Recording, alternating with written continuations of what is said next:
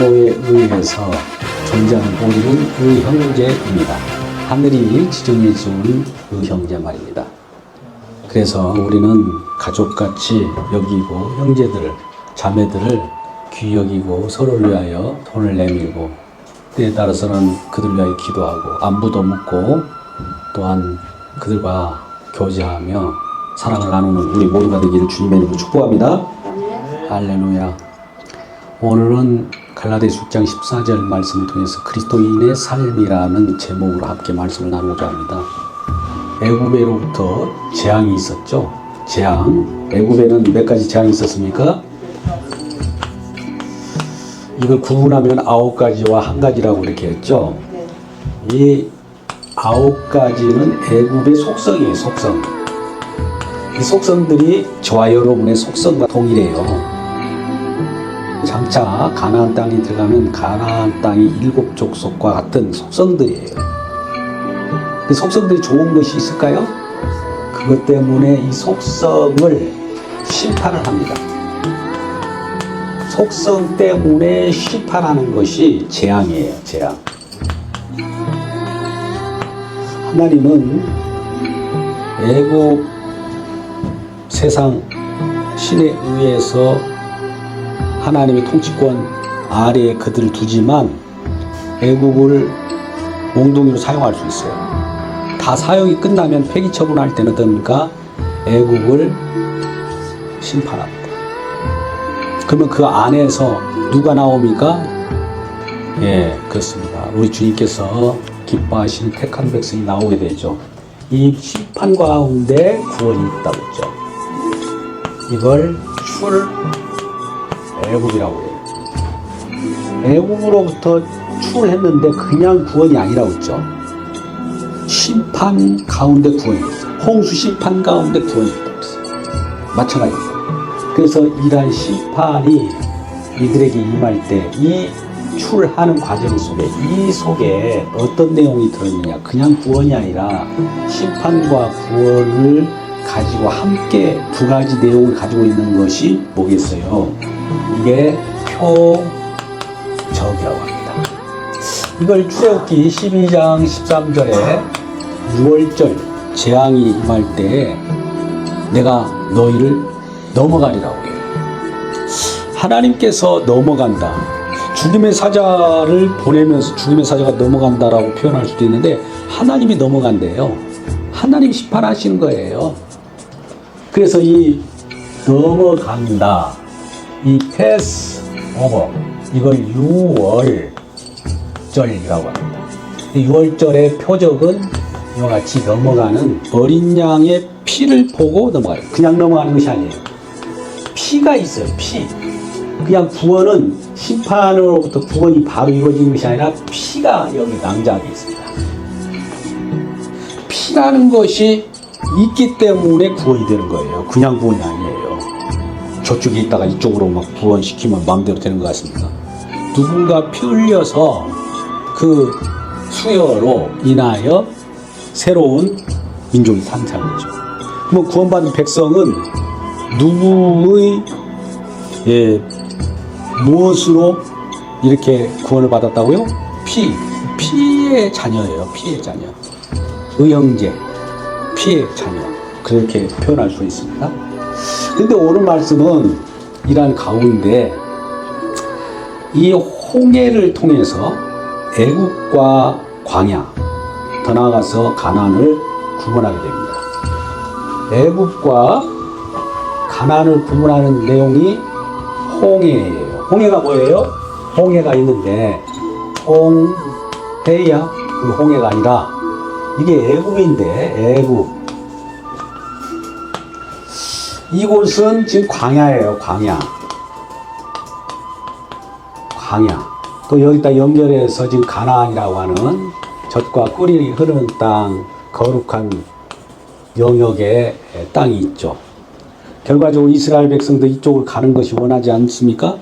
이 백성들을 인도하여 내사 이쪽으로 이동시키려고 하는 것이죠. 이제 바로 이쪽으로 이동하는 것이 아니라 꼭 이쪽을 거쳐서 가게 되죠.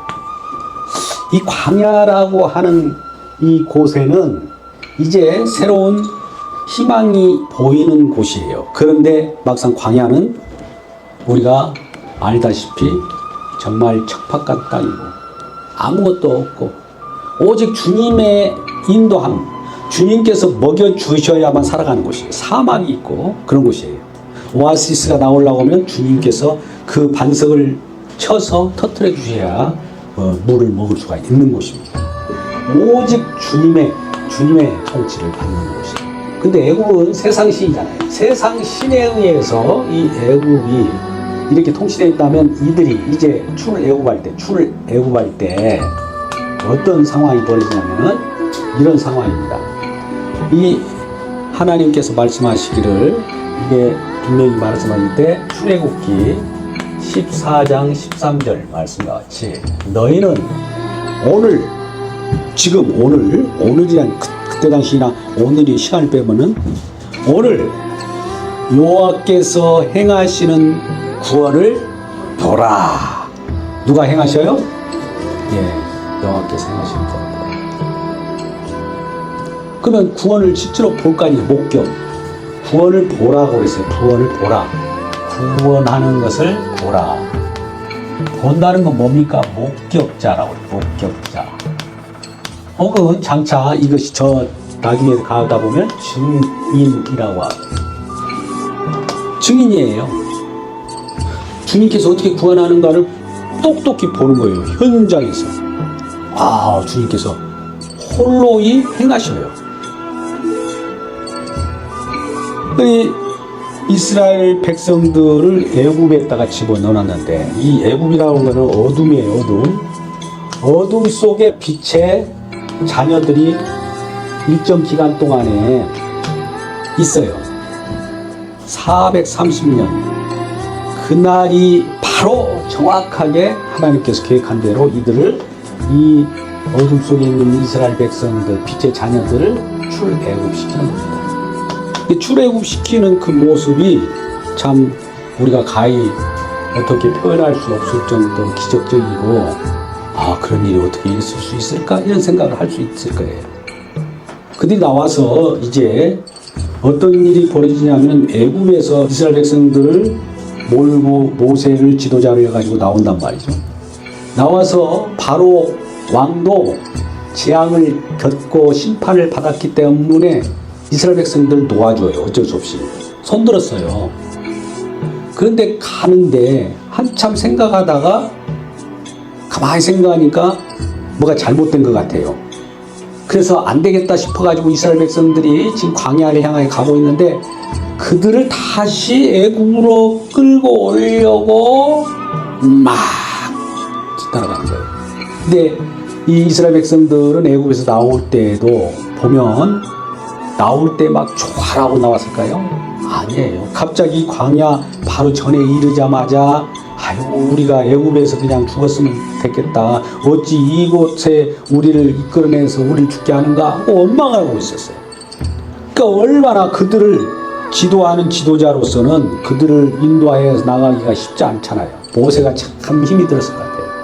물론 여호와 하나님께서 그들 속에 함께 계셔서 함께 했기 때문에 가능한 거예요. 그래서 그들이 저놈 잡아라 하면 애국 군대가 막 병거를 타고 이게 쫓아오는데 이들이 막 가다가 딱 부닥친 곳이 어디예요? 와, 이게 홍해가 다 가로막혀버렸네. 이렇게 가는데 막 도망가는데 여기 뒤에는 지금 애국 군대가 밀려오고 있어요. 이거 어떻게 해요? 막 딱 보니까 홍해가 다 가로막혀. 이걸 뭐라고 그래요? 우리 여러분들 가끔 이런 경우 겪죠. 앞뒤가 다 막힌 걸 뭐라고 합니까? 거기서 배수치를 치고 그럽니다.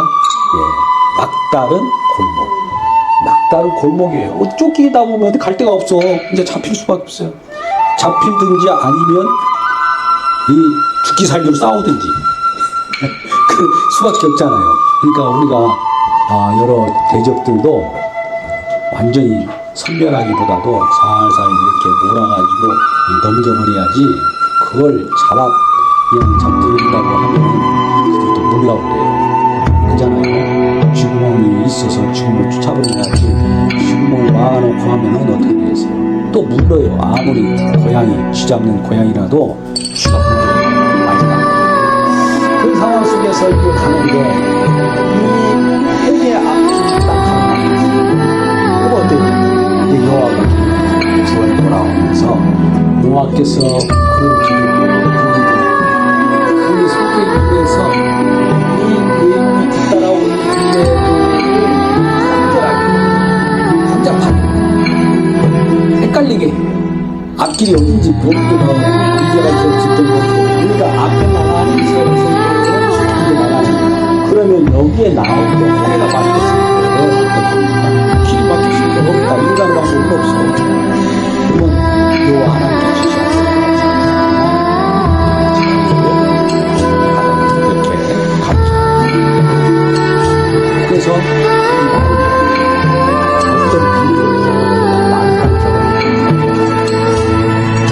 그러니까 이 주에 돌아왔던 애굽 사람들이 막 좋은 들거나 어떻게 물속으로 들어가네 죽으려고 함정했네 저기 죽어가네 야 이 이스라엘 들 우리가 쫓아오니까 완전 저들은 수장고에 가네 그러니까 그 입장에서는 이스라엘 사람들이 들어가는 거예요 이 호는 죽음을 뜻하던 바다 같은 거예요 그러니까 저놈들 죽어가네 그런데 이쪽 한편에는 이 죽음을 건너서 지금 바다를 마른 땅처럼 하나님께 열어서 나오는 거야 살아나오는 거야 어쩌면 죽어들면 불이 날 때는 죽었는데 사람들 그때 세상 사람 볼 때는 야 예수 믿는 사람 저 사람 다 아프지도 어떻게 저렇게 예수 십자가를 통해서 죽어가냐 나 죽는다고 하고 죄인이라고 하고 저놈들 죽는 놈들이네 이런 이쪽 사람들 막 그래요 그러면서 자기들이 외국은 굉장히 지혜 있는 인문이 발달하고 자기들은 여러 가지 지혜 있는 사람이잖아요 세상 제일 시대적으로 지혜로운 사람들이에요 근데 지혜로운 사람을 판단할 때 세상 지혜로 판단하니까 저놈들은 미련해가지고 지금 바다로 들어가고 죽음으로 들어가고 그 쪽에 십자가로 들어가고 그렇더라고요. 그런데 이쪽면은 죽음으로 들어가지 반대 이쪽으로 보니까 뭐예요? 이쪽에서 보니까 여기서는 여기 사망으로 들어가는 것 같은데 생명으로 나오죠. 우리 갈라디아서 1장 14절 말씀 지금 제가 배경으로 이렇게 되어 있다 보니까 그리스도로 말미암아 내가 세상을 대하여 죽고 세상이 나에 대하여 죽고 그 말이 무슨 말이에요? 근데 이거 정확하게 이 행위를 기준으로 해서 이쪽 세상편에서 쉽게 말하면 세상편 쉽게 표현합니다. 여기는 뭐예요? 세상편이 반대가 나의 편 지금 여기 건너가는 사람 이것이 죽음이에요. 이쪽 편이 네? 이쪽 사람들은 이쪽 편의 입장에서 보니까 이 저쪽에 있는 저 사람이 죽었다 그런 거예요. 뭐 이쪽 편에 있는 사람은 저 사람이 죽었다고 하고 이쪽 편에서는 저 사람이 죽었다고 그래요. 오늘 6장 14절 말씀이 그 말씀이에요. 다시 읽어볼까요? 이것이 그리스도로 말미암아. 자, 한번 6장 14절 갈라디아서 6장 14절 말씀. 내게는 뭐라고 그래요? 내게는 우리 주 예수 그리스도의 십자가 외에는 결코 자랑할 것이 없다. 뭔데 자랑할 것이 십자가밖에 자랑하지 않느냐. 십자가의 내용을 지금 쓸 거 아니에요. 그 다음에는. 그런데 그 내용이 그리스도로 말미암아 그리스도의 혜택으로 말미암아 세상이 나에 대하여 죽었다. 세상이 내 편에 대하여 죽고 또 내 편에서는 세상이 죽었다. 이 말이에요. 할렐루야. 이게 무슨 그 죽은 것이 뭐가 큰 의미가 있다고 그걸 자랑한다고 하냐. 이게 자랑입니다. 우리가 아무리 이 땅에 살아갈 때에도 세상 사람들 구별된 것이 저와 여러분의 이게 그리스도인의 삶이에요. 지금 오늘 제목이 뭡니까? 그리스도인의 삶에 관한 거예요. 우리는 내 편이에요. 내 편이라는 것은 세상 편이 아니에요. 세상 편에서 내 편으로, 우리 편으로, 주님 편으로 모아야 돼요. 할렐루야. 실질적으로 세상 편에서는 나중에 이게 심판이에요. 여기는 영원한 멸망이에요.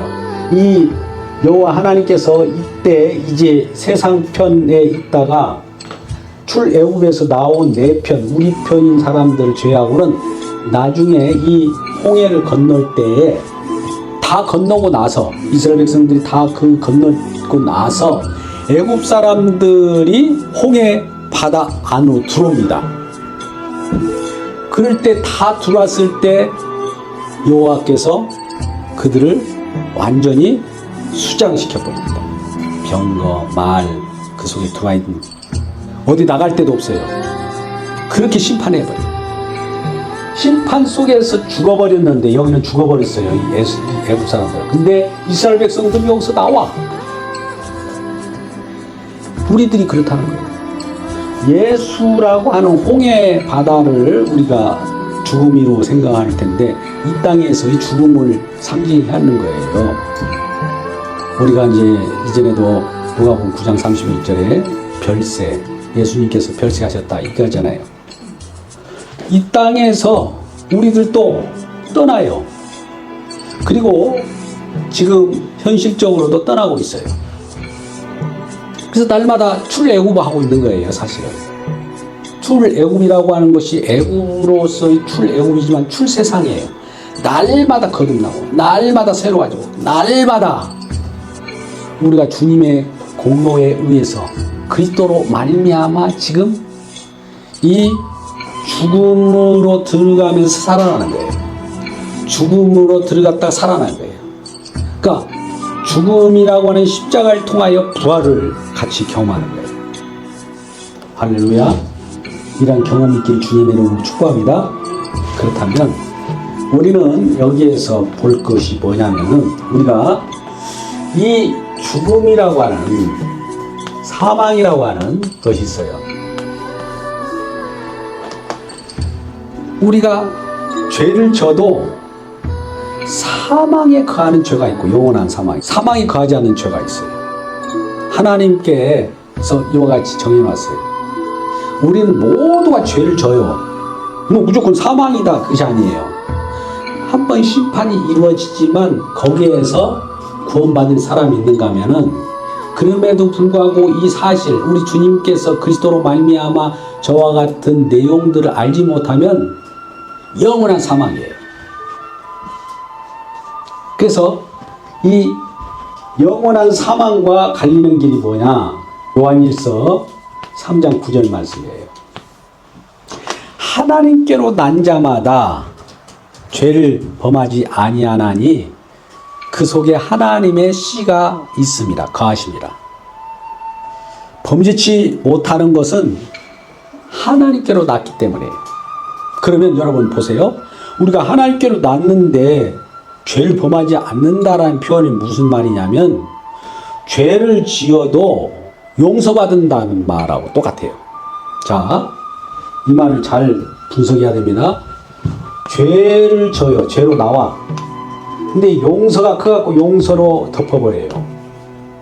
이 죄가 인간들은 죄인이기 때문에 예수 믿어도 죄인이에요. 죄는 육신의 몸이 있는 한 계속 죄를 줍니다. 근데 이 용서가 덮어버려요.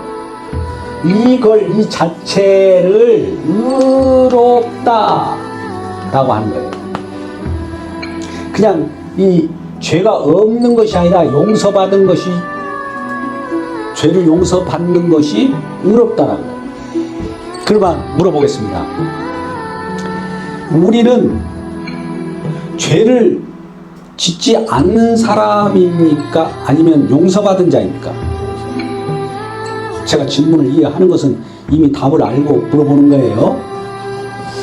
우리는 죄를 짓지 않는 자가 아니에요. 예수 믿었기 때문에 이제 죄를 안 지을 거야. 과연 그런가 한번 자기 가슴을 딱 놓고 한번 생각해 보세요.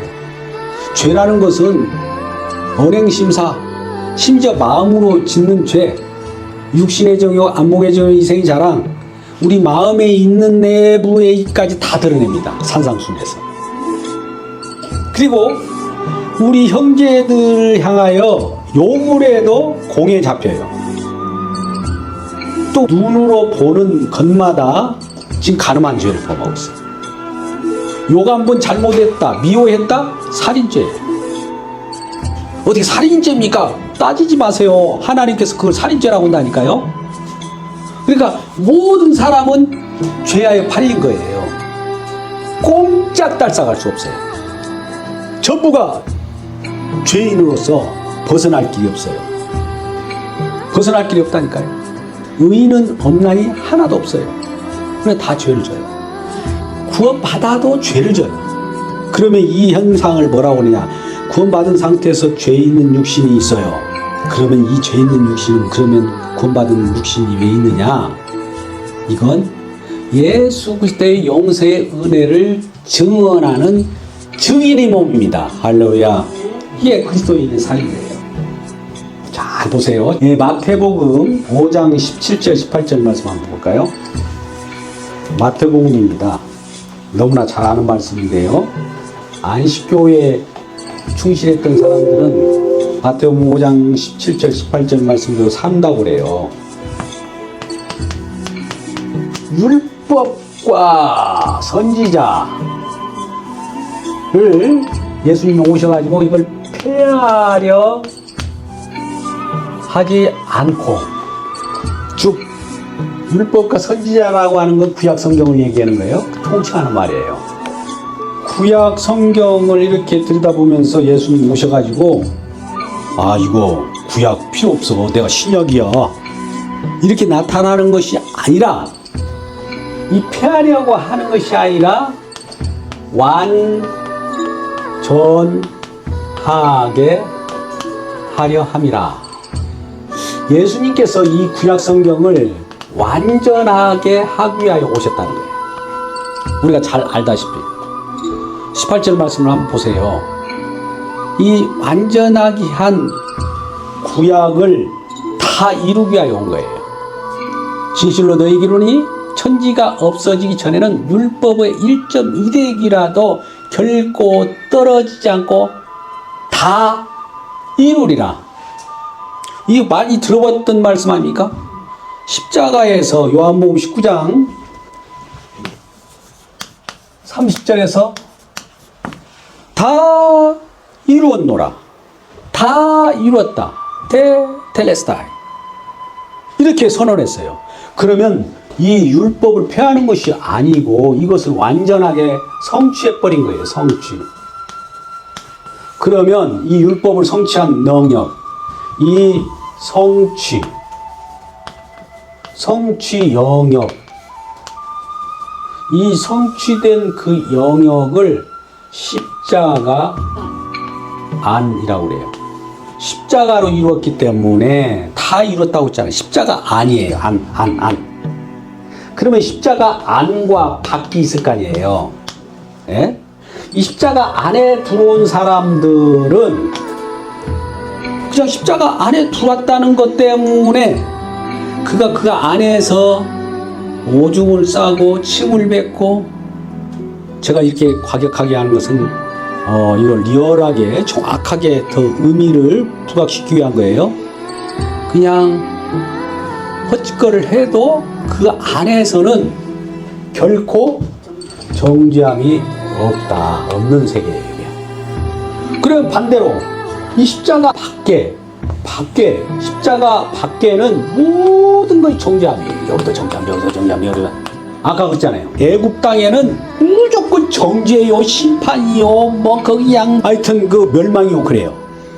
근데 홍해를 건너서 오는 십자가 안으로 들어온 사람들은 무조건 생명이요, 구원이요, 영생 거예요. 그래서 우리는 이 예수님께서 이 법을, 구약 율법이잖아요. 율법을 성취하고 율법을 완전하게 하기 위하여 이 땅에 오신 거예요. 그 율법을 이루고, 율법의 마침이 뭡니까? 율법의 마침이 사랑의 율법의 마침이잖아요. 근데 율법을 다 이루었기 때문에 그 안에서 우리 주님께서 이루신, 우리 주님이 이루신 거예요. 내가 이룬 거 하나도 없어요. 주님이 이루신 그 공로에 의해서 피 뿌려서 이루신 이 속에 들어오는 자마다 영생을 얻는 거예요. 그러면 우리는 이 속에 들어갈 때, 여기에 들어간다고 해서 죄를 안 짓는 거냐, 속에 들어가 갖고 있을 때는 딸마다 용서받은 은혜 때문에 살아가는 거예요. 나는 용서받지 않았으면 큰일 날 뻔했는데 이 안에 들어가니까 용서의 영역이에요. 너무나 그 안에 들어오니까 주님이 날 위하여 피 흘려주셨고 또 표적으로서 피를 흘린 내용들을 우리에게 가르쳐줘요. 그러면 이 속에 있는 사람으로서는 흘려주는 이 피를 증언할까요? 아니면 자기 자신, 내가 이쪽에 들어가지고 나는 새로운 삶을 살았으니까 나는 똑똑한 사람이야, 나는 바른 생활을 했어, 이걸 증언할까요? 보는 거에 뭐예요? 근데 우리 인간들은 하도 선악과를 먹었기 때문에 선과 악을 스스로 판단한다고 생각을 해요. 착각을 해요. 그래서 이것은 옳고 그것은 그르고 자기 나름대로 의를 구축해가지고 그걸로 이 속에 안 들어가도 여 밖에서 자기가 옳고 그르고 이러니 저쩌니 하면서 결과적으로 하다가 완전 멸망입니다. 얼마나 불쌍해요. 그래서 우리 주님이 성취한 영역은 우리가 할 일인 뭐가 있느냐, 우리가 이루는 것이 아니에요. 자, 이는 의의 영역이라고 하고, 의의 영역 혹은 거룩이라고 해요. 이거는 우리 주님이 이루신, 다 이뤘다는 주님이 이루신 영역이에요. 이 영역은 우리가 이 의를 우리가 행하여 의를 만드는 것이 아니고, 잘 보세요. 우리가 행하여 의를 만드는 것이 아니에요.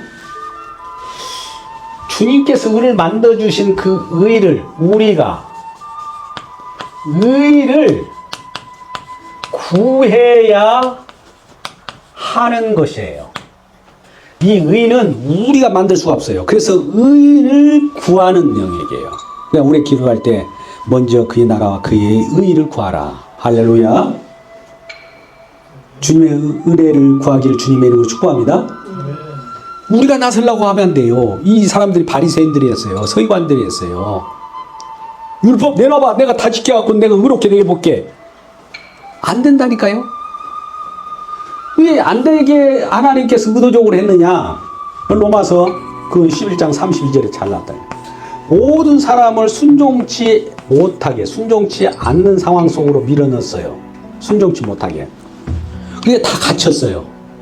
행해도 율법을 이룰 수가 없고 613가지 다 이룬 줄 알았는데 하나가 삐거덕 다 이뤘는데 1초만 잠깐 딴짓 팔다가 그 율법 어기면 싹 허물어져 볼 거예요. 그러니까 의의는 없어요. 그러면 갇혔어요. 율법에 대해서 갇혔다는 거예요. 순종치 못한 데 갇히게 해서, 왜 갇히게 하나님 의도예요. 그러면 이런 갇히게 해가지고 뭘 하려고 갇히게 하느냐. 왜 주님, 왜 우리를 죄인으로서 하나님 의를 못 이루고 그것을 행할 수 없도록 만들어 놨습니까? 그거 내가 알려줄까? 그것은 내가 오히려 긍휼을 베풀려고 하는 거야. 내 은혜를 받아 내 공로를 너에게 선사하고 싶어서 그런 거야. 이거예요. 할렐루야. 긍휼을 베풀려고 하는 거예요. 긍휼이란 말이 굉장히 중요하다는 말씀을 드립니다. 긍휼은 사랑이나 헤세드나 이런 표현으로 나타나지만은 정말 법적으로 심판하면 완전 멸살시키고 완전 깨져버려야 되고 그래야 되는데 공로, 피를 보고 봐주는 거예요. 이 이스라엘 백성들이 표적이라고 하는 출애굽기 12장 13절에서 6월절에 어린 양의 피를 보고, 죽음의 사자가 피를 보고 넘어갔지, 그 속에 있는 사람들이 바른 생활 잘하네, 내가 그냥 넘어가 줄게, 너희 안 죽을게, 걱정하지 마, 그런 거 없어요. 그들이 무슨 짓을 했든지 상관하지 않고 그 피가 있느냐 그것만 보는 거예요. 예수 믿는 것은 어떻게 보면 단순해요. 피가 있느냐 없느냐로 관건이 다 판별하는 것이지, 저 사람이 바른 생활했어? 아마 피가 없어도 바른 생활했으니까 구원, 이거 있을 수 있을까요 없을까요? 없어요. 바른 생활하면서 피가 있으면 더 좋겠죠, 우리는 바라는. 근데 우리가 피는 있으나 바른 생활 한다고 해도 결과적으로 바른 생활하면 자기 의만 높아져요. 나 바른 생활했어, 나 그러니까 다른 사람에 비해서 내가 똑똑해. 우위가 달라지잖아요. 주님의 공로만 남겨야 되는데 내가 하기 나름이면서 나의 공로가 거기서 해서 좀 상을 받고, 다른 사람들은 초가집이나 뭐 이 기와장집 좀 깨진 집에서 산다면 나는 정말 기와가 엄청 좋은 집, 아파트도 좋은 그런 천국에 산다고 생각하는 그 자체가 그런 사람들의 생각이에요. 자기 의가 있는 사람입니다. 그래서 의는 우리가 행하는 문제가 아니라, 의를 만들어낼 수도 없어요. 우리는 의를 생산할 수가 없어요. 의는 의인의 몫이에요. 우리 죄인이잖아요. 그러면 의를 구하는 것이 저와 여러분의 역할이에요. 의는 누가 이루었어요? 주님이.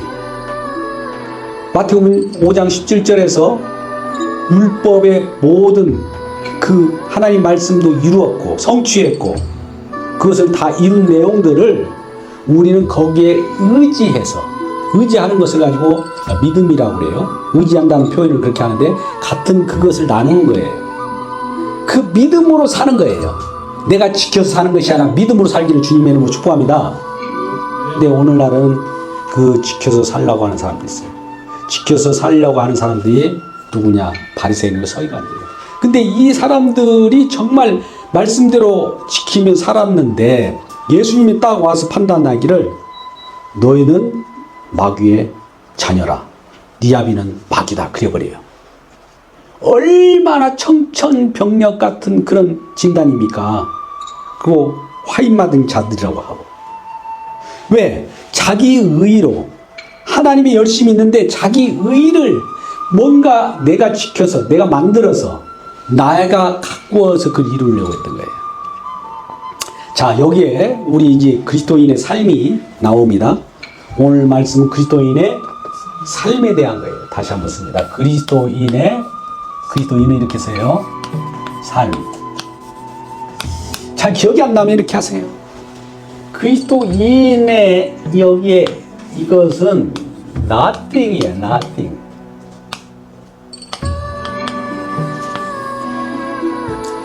예수님은 그러면 something이겠죠.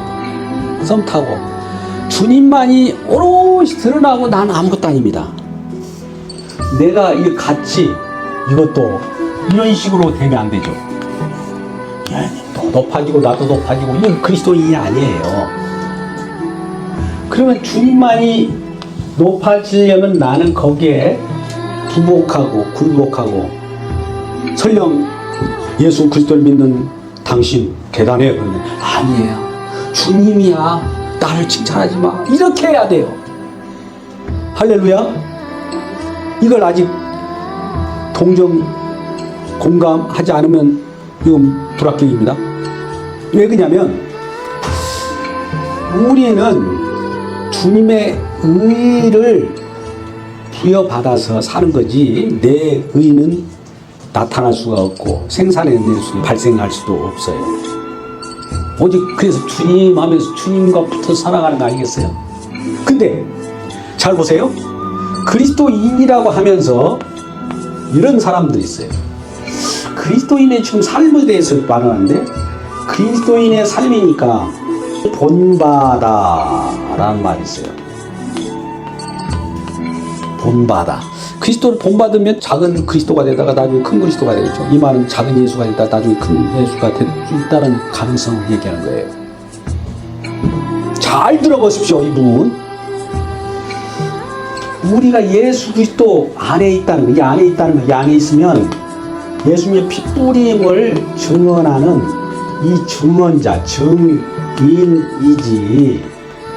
이 예수 그리스도의 그 삶을 본받아서 이렇게 또 행할 수 있다. 여러분, 그러기를 원하죠? 그러기를 원하기를 바랍니다. 누구라도 그러기를 원하지. 예수 그리스도 같이 그렇게 살고 싶지. 근데 이러한 예수 그리스도를 본받아 살아가는 이 자체가 어떤 일이 벌어지냐면은 자기는 모르지만은 그 속에 우리 인간은 우리가 관할할 수가 없을 정도로 선악 요소가 있어가지고 그럴수록 더 그리스도를 본받을수록 자기 의가 높아집니다. 그러면 나중에 자기는 죄인이라고 하지 않아요. 나는 예수를 닮았어. 예수 같은 아주 인자한 모습이야. 예수 없어도 이제 내가 이제 법 없이도 살아. 이런 꼴이 되어버리는 거예요. 믿음이라는 거 뭡니까? 내가 할 수 없기 때문에 주님을 의탁하는 거 아니겠어요? 그러면 우리는 모든 교회에서 이걸 말합니다. 이걸. 그래서 누구처럼 되라. 누구처럼 하라. 제가 표현합니다. 설교학적으로 빵이에요. 빵. 왜 그러냐면 이미 그것이 정평이 났어요. 다 판결은 났고 이미 신학계에서도 설교학계에서도 다 공론화 됐어요. 이미. 그러면 우리 삶이 예수 그리스도를 본받는 삶이 아니면 뭐 하라는 거예요? 뭐 하라는 거예요? 이렇게 묻는 사람이 있을 거예요. 그죠? 뭐 하라고 그래요, 지금? 뭐 하라고? 예수 그리스도의 증인 삶을 살아가고 그랬잖아요. 증인 삶을 살아라고 그랬더니 자기가 예수가 돼버려요? 증인이란 뭐예요? 지금 내가 그 안에서 지금 여기 있는데 이렇게 보면 나는 죄인으로서 이 주게 지금 용서의 은혜를 지금 계속 혜택을 받고 살아요. 그러면 나는 용서받은 자입니다. 주님만이 나를 용서할 수 있는 분입니다. 다 말씀이 이루어서 그분이 말씀을 이루지 않으면 안 되었습니다. 주님을 증언하라고 했잖아요. 사도행전 1장 8절 성령이 임하면 너희가 어쩌라고요? 권능을 받고 예루살렘과 땅끝까지 이르러 내 증인이 되라. 너희 바른 생활하라고 하는 것도 아니고 성화되라고 하는 것도 아니고 이미 이 영역은 우리가 만든 영역이 아니에요. 우리가 흔히 그런 구원의 서정이라고 하는 게 있습니다. 구원 서정, 소중의 측량 성경령, 이 모든 것이 주님께서 하실 일이에요. 소중회, 측량, 성견령, 용화롭게 하는 거예요. 부르시고 예정하시고 의롭다 하시고 용화롭게 하셨느니라. 이것을 지금 누가 합니까? 1번 내가 한다. 주님이 하셔요. 주님이 그 만들어놓고 이 속에 있는 이 말씀을 다 이룰 세계예요. 말씀을 다 이룰 세계 딱 끌랑 들어보니까 말씀을 어떻게 다 이루셨습니까? 말씀을 다 이루셨네요. 어떻게 이런 걸 이루셨습니까? 613가지 이상으로 다 이루셨네요. 나는 못 이루신데 어떻게 이루셨을까요? 주님 대단하십니다. 이게 주님이 증인 아닐까요? 그리스도인의 삶이 뭐예요? 그러면 여러분들 또 이렇게 질문할게요. 그리스도인답게 살아라는 말이 뭐냐? 그리스도인답게 살아라는 말을 우리는 딱 선악체계로 바로 해석을 해버려요. 그리스도인답게 살아라. 바른 생활, 착한 생활, 뭐 이런 쪽으로 막 생각하잖아요. 그리스도인답게라는 말이 뭐냐? 그리스도인의 증인으로 살아라는 거예요. 증인으로.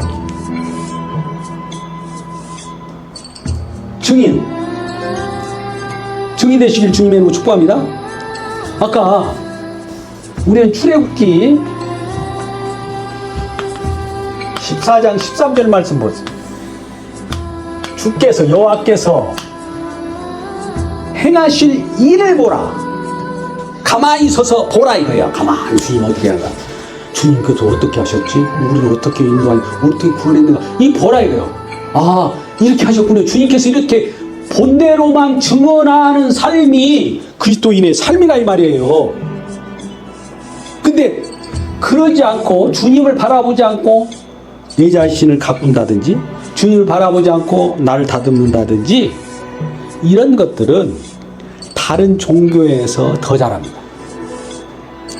인자한 미소와 함께 자애스럽게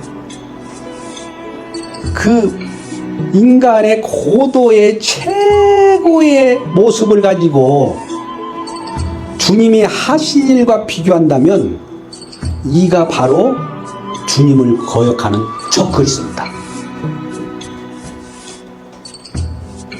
이 말씀 듣고 깜짝 놀랄 분들이 있을 거예요. 놀래야 됩니다, 우리. 왜 그러냐면 우리는 이 그리스도 삶을, 그리스도인의 증인의 삶으로 생각하지 않고 그리스도를 본받아 가지고 그리스도처럼 하나하나 행하고 그리스도처럼 정말 성인되는 그런 삶을 산다. 예수님께서 이 땅에 성인으로 오셨어요? 성인으로 오셨습니까? 이런 부분들은 저 로마 캐톨릭에서 다 잘해요. 뭐 이렇게 흔들어가지고 이렇게 뭐 관을 쓰고 떡을 이렇게 하나씩 흘리지 마라. 자유롭다다. 이 모습이 여러분들은 보기 좋죠. 요게 바로 주님을 대적하는 자입니다. 그리스도인의 삶에 대해서 지금 말하고 있어요. 그리스도인의 삶은 그리스도를 증언하는 삶이에요. 성령 받았다면서요. 나를 갈고 닦아서 나를 드러내는 거, 이거 주님께서는 아무것도 아니에요. 마지막으로 고린도전서 15장 10절 말씀으로 말씀 맺을까 합니다. 고린도전서 15장 10절에 주의 은혜가 나에게 임했어요. 이게 헛되지 않도록, 주님의 공로가 나에게 임했는데 이게 헛되지 않도록 일을 해요. 내가 다른 사도보다도, 사도 바울이 말합니다. 내가 다른 사도보다도 더 복음 증거하고 막 뭘 하고 막 이렇게 막 열심히 했어요. 그렇게 해서 증거했는데, 그러면서도 그런 것들 하나님의 은혜로 그렇게 했다는 것을 알기 위하여 내가 한 것이 아니요, 내가 아니요 라고 하는 고백과 함께 주님의 은혜로다, 이렇게 말씀합니다. 내가 뭔가 새롭게 되었다, 설령 그렇게 됐을지라도 주님의 은혜이지 나는 아무 쓸모없는 자예요. 사실 쓸모없는 자가 오히려 주님을 드높이는데 더 쓸모 있을 수 있어요. 오늘 본문의 말씀을 잘 보시면서 그리스도인의 삶이 이런 윤리 도덕적으로 더 나은 삶을 살아봐야 윤리 도덕이 생명백이 주는 거 아니에요. 잘 들어보세요. 윤리 도덕이 생명 주는 거 아니에요. 그러면 우리 생명 주는 건 뭡니까? 묻겠습니다. 답이 나왔잖아요. 십자가 주님이잖아요. 주님이 생명 주이기 때문에 생명 받은 자는 주님을 증언하죠. 그러면 우리의 바른 생활이나 도덕이나 윤리를 주장하는 것은 나의 이 윤리 도덕이 생명도 되지 않는데 이걸 뽐내기 위한, 그럼 어떠냐? 결론, 우리가 도덕 생활을 하지 말라는 거 아닙니다. 바른 생활 하십시오. 그러나 그것 가지고 믿음의 세계에 들어와가지고 이 속에서도 인정해 주세요, 이거 하지 말라는 거예요.